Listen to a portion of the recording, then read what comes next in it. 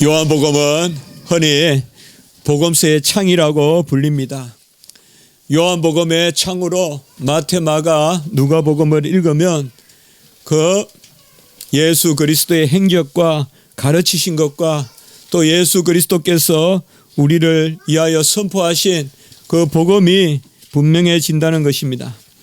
요한복음은 신학적 복음서, 기독론적 복음서, 영성의 복음서 등으로 일컫기도 하고, 많은 사람들은 요한복음은 철학적인 복음서다라고 말하기도 합니다.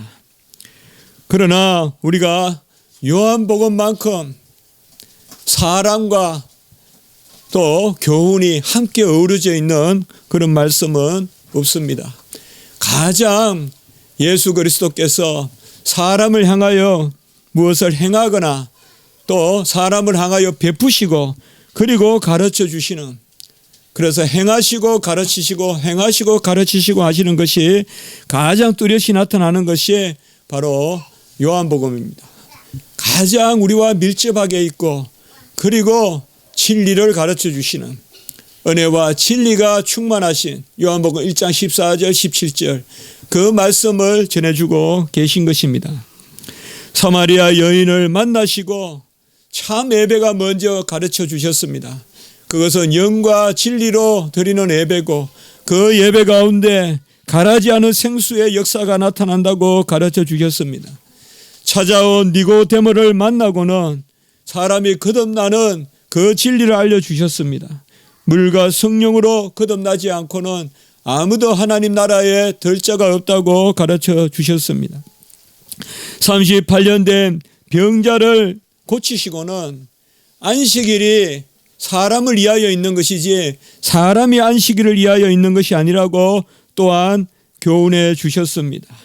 오병이어로 굶주린 자들을 먹이신 후에 주님은 주님의 살과 피에 연합하는 그 성찬의 연합에 대해서 말씀해 주셨습니다. 그리고 실로암의 맹인을 고치시고는 주님이 세상의 빛이라고 말씀하셨고, 죽은 나사로를 살리시고는 주님이 부활이요 생명이라고 또한 가르쳐 주셨습니다. 요한복음의 교훈에는 심오함이 있지만 그곳에는 우리의 삶과 동떨어진 어떤 관념이나 이념만이 있는 것이 아니라 요한복음은 우리의 삶에 가장 밀접히 다가오는 그러한 진리의 말씀을 담고 있는 것입니다. 이제 주님께서 죽으시던 그 밤에, 제자들을 떠나시는 그 밤에 주님께서는 마가의 다락방에서 제자들에게 보혜사 성령의 임재에 대해서 가르쳐 주신 것입니다. 그 보혜사 성령이 임하면 바로 그리스도께서 안에 임하시고 함께 임하신다는 것을 말씀해 주셨습니다. 빌라도와 신문을 받으실 때도 빌라도에게 진리가 무엇인지를 돌아보게 했고, 막달라 마리아와 제자들에게 나타나셔서는 부활의 도가 무엇인지를 가르쳐 주셨습니다. 그리고 요한복음 마지막에는 베드로가 등장합니다. 계속 숱한 사람들의 군상이 나타나고 그리고 하나님의 교훈이 등장합니다. 3번 부인했던 베드로에게 나타나서 디베라 바닷가에서 바요나 시모나, 요한의 아들 시모나, 내가 나를 사랑하느냐 3번 물으시고 내 양을 먹이라, 내 양을 치라, 목자의 사명을 부여하는 것을 볼 수가 있습니다. 이와 같이 요한복음은 말씀이 우리의 삶과 함께 있다는 것, 말씀이 살리고 말씀이 깨닫게 하고 말씀이 우리를 온전케 하며 말씀이 소명도 주고 말씀이 죽은 자도 살리고 말씀이 눈을 뜨게 하고 말씀이 먹이고 마시게 하고 오병이어의 기적이 말씀과 함께 있다는 것을 우리에게 가르쳐 주십니다. 요한복음에는 가장 정겨운 비유가 있으니 그것이 바로 포도나무와 목자의 비유입니다. 주님은 포도나무고 우리는 가지고, 주님은 목자시고 우리는 양이시고, 또 주님은 양의 문이라고 했습니다. 양은 어디로 들지 어디로 나갈지도 모르는데 주님이 문이 되셔서 주님으로 왔다 갔다. 오늘 우리가 이 예배가 바로 주님의 육체의 휘장을 찢고 지성소에 들어와 드리는 예배인 것과 같이 바로 양의 문이 되시는 그 주님의 어떠하심을 보여주고 있습니다. 오늘 말씀은 바로 주님과 우리가 하나가 되고 말씀과 그리고 거듭남과 그리고 예수 그리스도의 살과 피에 연합하는 그 말씀을 담고 있습니다. 요한복음에는 7가지의 표적이 있습니다. 이것을 우리가 7대 표적이라고 합니다. 표적이라 하면 예수 그리스도가 하나님의 아들이시고 그리스도시라는 것을 드러내는 기적을 의미합니다. 진리가 있는 기적이에요. 깨닫게 하는 기적이에요. 그저 사람을 들뜨게 하고 잠시 사람을 흥분시키는 기적이 아니라 진리를 알게 하시는 기적, 그것을 우리는 표적이라고 합니다. 첫 번째 표적은 가나 혼인잔치에서 물이 포도주가 되게 하신 그 기적이요. 두 번째 표적은 바로 왕의 신하의 아들의 병을 고쳐주신 표적이고, 세 번째 표적은 베데스다 연못에 38년 된 안정뱅이를 고쳐주신 표적이며, 네 번째는 오병이어의 표적, 다섯 번째는 풍랑이 이는 바다 위로 걸어오신 표적, 여섯 번째는 실로암의 맹인을 고치신 표적, 그리고 마지막 일곱 번째는 나사로를 살리신 그 표적입니다. 물론 주님이 행하신 기적은 이보다 훨씬 많습니다. 그러나 오직 7가지만 이렇게 기록했는데요. 이 7가지는 또 우리가 크게 3가지로 또한 분류해서 볼 수가 있습니다. 먼저 주님의 표적은 우리의 일상을 채우시는 표적입니다. 오병이어의 기적이 그 대표적인 것이고, 혼인잔치 때 가장 우리에게 즐거운 날이고 또 가정의 큰일 아닙니까? 그때 물로 포도주를 만드는 그 표적을 주님께서 행하셨습니다. 일상을 채우시는 그 가운데 주님은 하나님의 아들이시고 그리스도시라는 것을 드러내는 기적을 행하신 것입니다. 표적은 바로 주님이 하나님의 아들이시요 기름 부음 받은 그리스도라는 것을 드러내는 기적이거든요. 그리고 둘째, 이런 표적은 둘째로 분류되는 것은 바로 병을 낫게 하고 죽은 자를 살리는 그 표적입니다. 젊을 때는 건강한 친구들만 옆에 많고 누가 잘 달리나 하는 것만 헤아려지지만, 이제 나이가 점차 들다 보면 주로 병든 이야기가 많이 들리고 또 간혹은 그 병을 이기지 못하는 그러한 안타까운 이야기들도 많이 들립니다.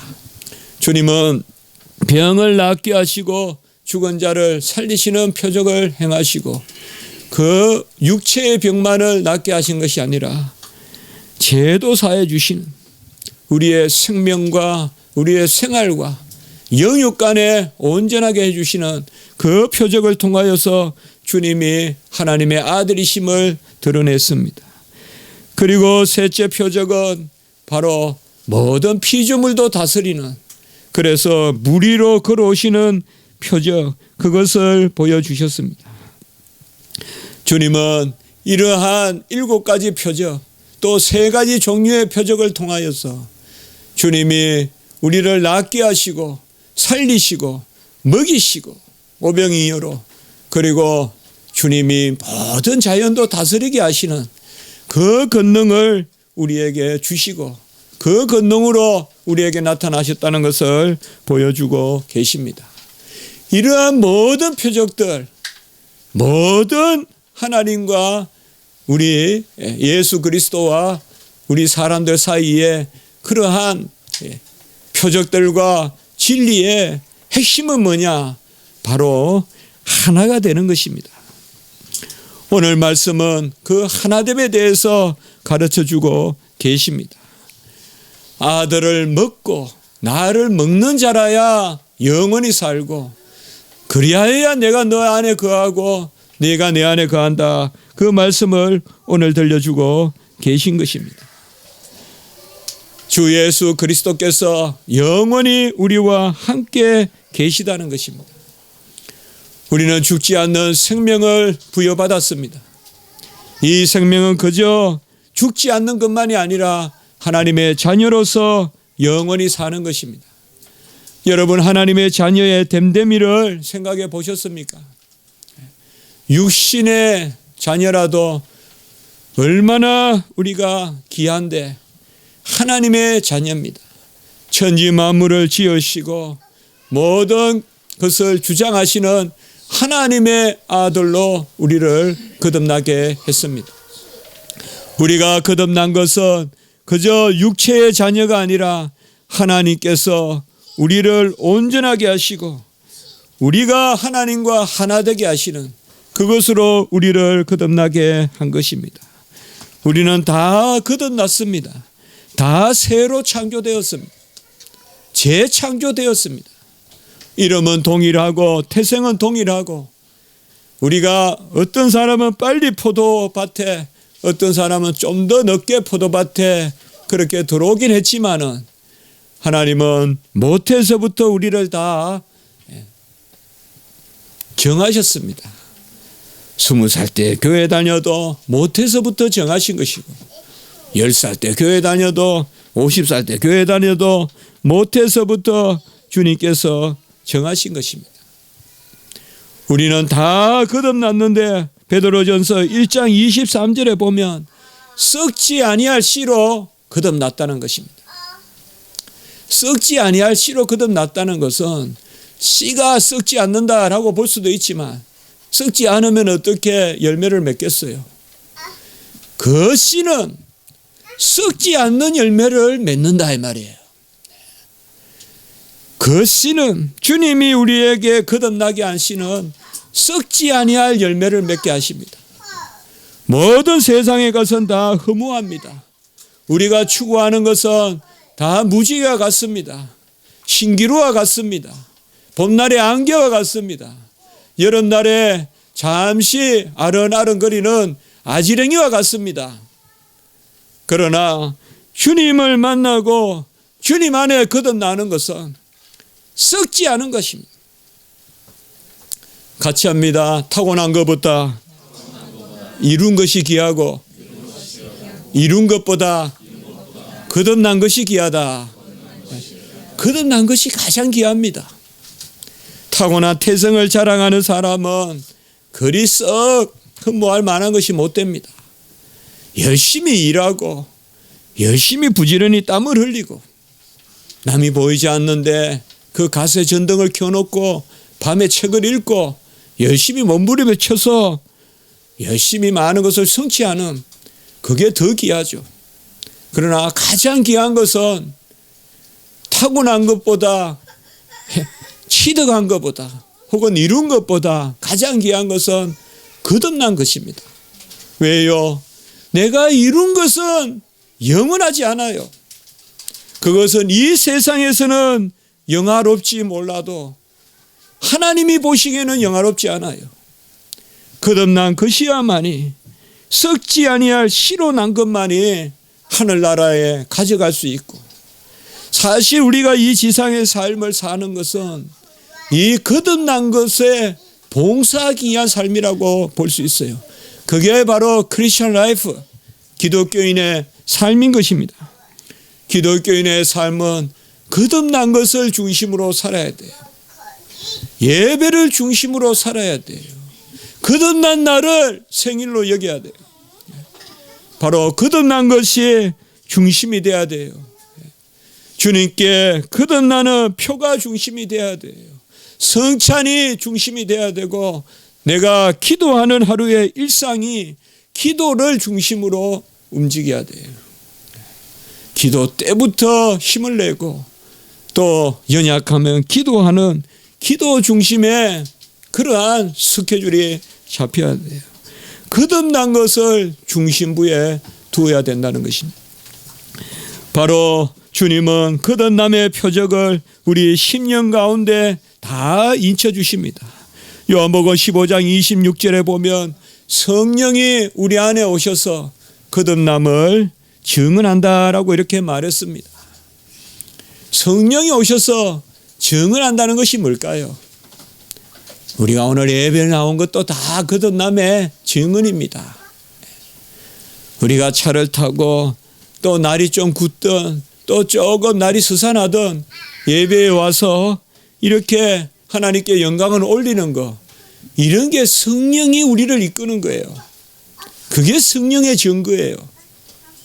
너무 정서적으로 감정적으로만 헤아리지 마시고 내 자신이 움직이는 것, 이게 성령의 증언이에요. 성령이 내 안에 역사하지 않으면 여건부터가 안 돼요. 친구가 찾아요. 누가 나를 가로막아요. 꼭 예배를 막는 요소들이 생겨요. 갈등하게 만드는 요소들이 생긴다고요. 그러나 그것을 우리가 다 이기고 이곳에 나온 것입니다. 마귀 사탄의 계기가 왜 없겠습니까? 바로 성령이 우리 안에 임하여서 증언합니다. 거듭나는 것은 다른 것이 아니라 바로 주님께서 우리와 함께 계시는 것입니다. 주님의 세미한 음성을 듣고 주님의 십자가를 우리가 밝히 바라보는 것, 그것이 거듭나는 것입니다. 이 거듭난 자가 가장 뚜렷이 드러내는 표가 인자의 살을 먹고 인자의 피를 마시는, 그것이 바로 오늘 말씀인 것입니다. 인자의 피를 먹고 인자의 살을 마시는 자만이 오늘 54절에 보면 영생을 가졌고, 55절에는 내 살은 참된 양식이요 내 피는 참된 음료다라고 이렇게 말씀했습니다. 영생은 영원히 사는 것이 아니라 그리스도와 함께 영원히 사는 것입니다. 단지 영원히 사는 것은 지옥에서도 일어나는 일입니다. 그러나 그리스도와 함께 영원히 사는 것. 저는 나비가 이 추운 겨울에 초입에도 날아다니는 줄 몰랐습니다. 지난 주인가 산에 가니까 하얀 낙엽이 지듯이 나비가 막 날아다녀요. 근데 한 마리의 나비가, 제가 혼자 그렇게 한번 생각해 봤어요. 나비가 한 마리도 날아다니는가? 계속 이렇게 쫓아가 봤어요. 시선을. 금방 저쪽 가 있는데 아무 동료도 없이 흰나비가 그렇게, 그것도 큰 나비도 아닌데 이렇게 날아가고 있어요. 이번 주에 또 우면산에 가봤는데 이번 주에는 이렇게 올라가는데 보니까 흰나비들이 막 떨어지어서 날아다녀요. 아, 여기 무리를 이루고 있구나. 함께 날아다니니까 참 좋다. 함께 있는 게 참 아름다운 것이죠. 네, 함께 있다는 게. 나비가 쓸쓸히 혼자 난다고 생각하니까 참 불쌍해 보이고, 그러나 이번에 그 나비가 보니까 함께 날아다녀요. 그런데 산을 가다 보면 나비보다 그 단풍나무가 더 따뜻하게 느껴지는 건 웬일일까요? 우리에게 가장 큰 악몽이 있다면 떠나는 것입니다. 여러분들은 어떤 악몽을 꾸어봤습니까? 가장 큰 악몽은 떠나는 겁니다. 누군가가 나를 떠나는 것, 사랑하는 사람이 떠나는 것, 소유가 내 손을 벗어나는 것. 겨울에 모래장난 할 때 같이 모래같이 싹 손살이 빠져나가는 것. 나비보다 제가 단풍나무가 왜 정겨운가 생각해 봤더니 단풍나무는 떨어질 때까지 떠나지 않아요. 내가 그 옆에 있으면 항상 있어요. 나비는 옆에만 가도 떠나요. 어릴 때 물고기 같이 옆에 있지를 못해요. 저는 붕어를 잡아서 입도 맞춰보고 했는데 큰 붕어 가지고. 어릴 때 장난할 게 없으니까. 근데 붕어는 그렇게 다정하지 않잖아요. 사람이 가면 도망가잖아요. 그래서 단풍나무가 색을 다 발해서 떨어질 때까지 그 자리에 있어 주니까 그래서 정겨운갑다. 그 생각을 했습니다. 주님은 떠나지 않습니다.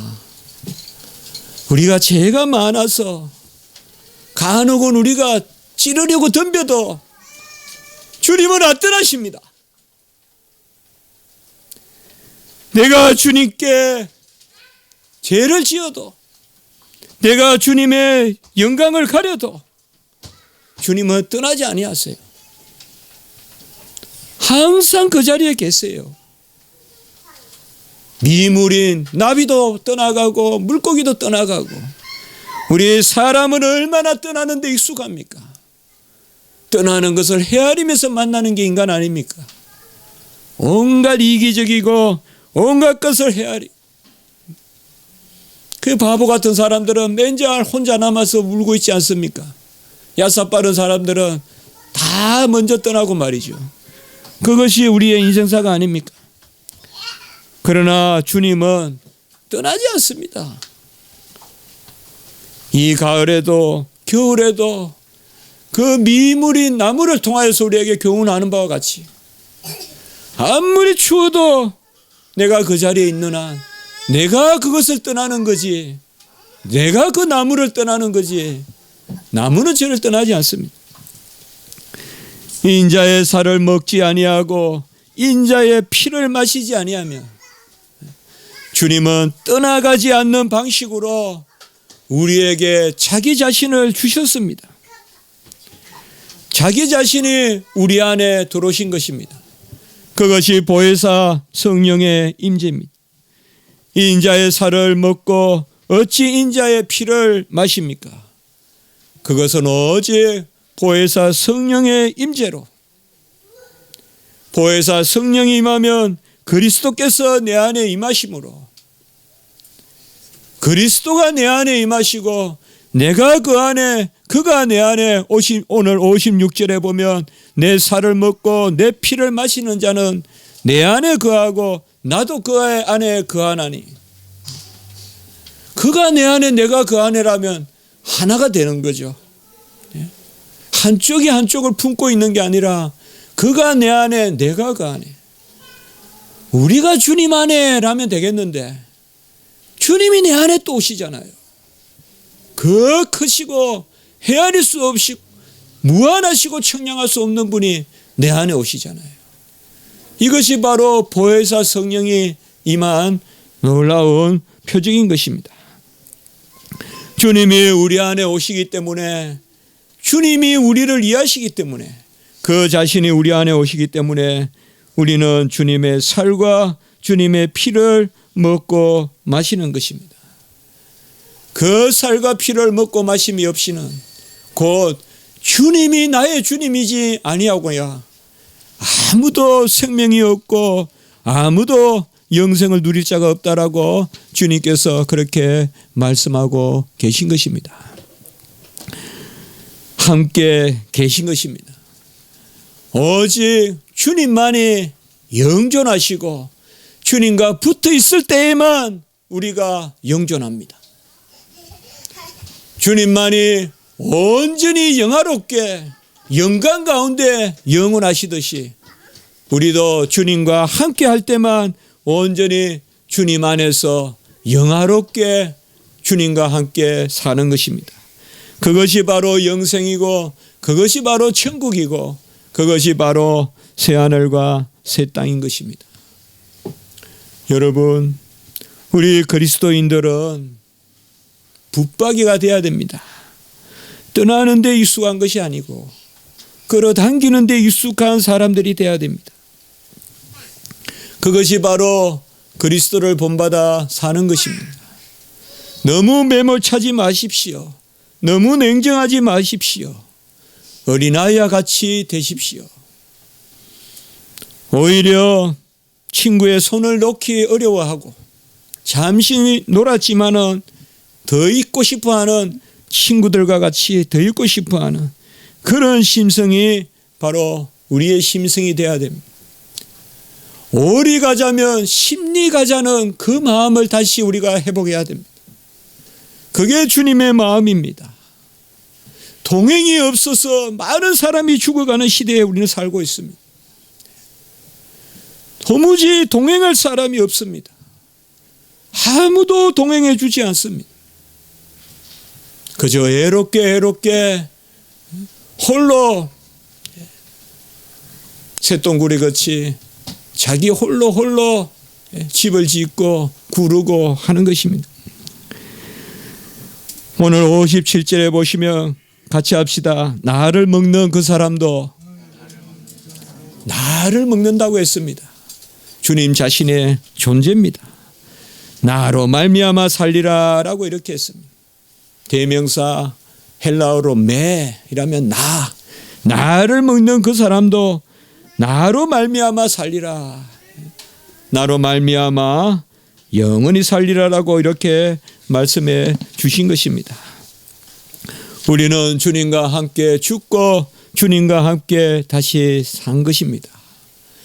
이것을 이 세상에 있을 동안 일생 동안 우리는 반복합니다. 주님과 함께 죽어야 됩니다. 이것은 우리의 죄에 대해서 죽어야 됩니다. 오늘 이 자리에 온전하다 하고 오신 분들이 있겠습니까? 다 허물과 죄가 있죠. 은행 신사가 어찌 온전하다 하겠습니까? 말하는 것과 행하는 것과 마음 쓰는 것과 생각하는 것이 누가 온전할 수가 있겠습니까? 누구나 차치하고라도 내가 1초라도 온전한 적이 있었습니까? 잠시라도 우리가 온전한 적이 있었습니까? 그래서 우리는 주님과 함께 죽어야 됩니다.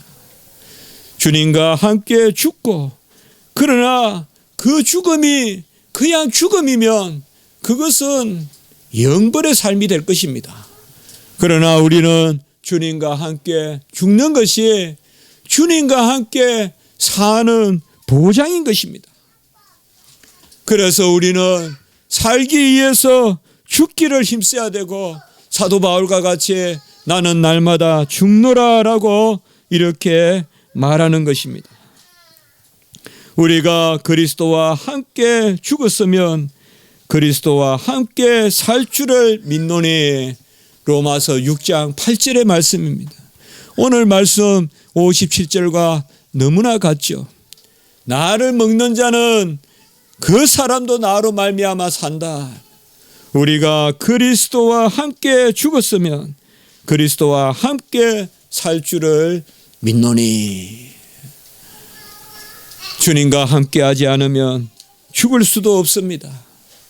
죽지 않으면 소생이 없고 생명의 역사가 나타나지 않습니다. 죽으십시오. 조롱당하십시오. 모욕당하십시오.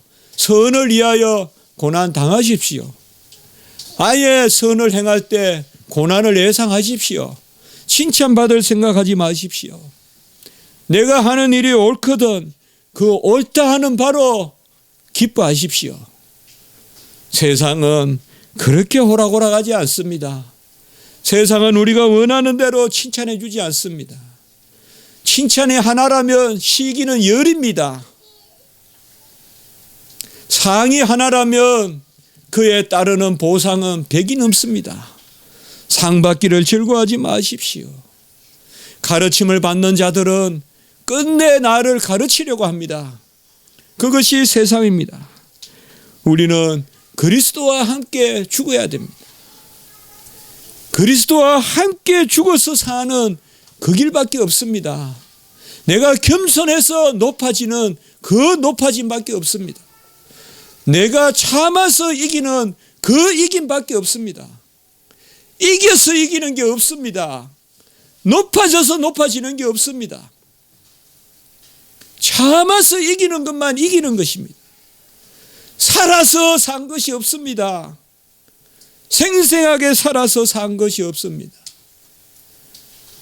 우리가 썩지 아니할 씨로 거듭났기 때문에 우리는 죽어서만 사는 것입니다. 아예 죽음의 길을 찾아가세요. 아예 수치의 길을 찾아갔어요.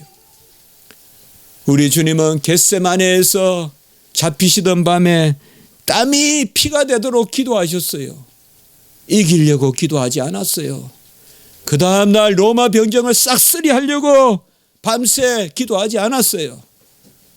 모욕당하시려고,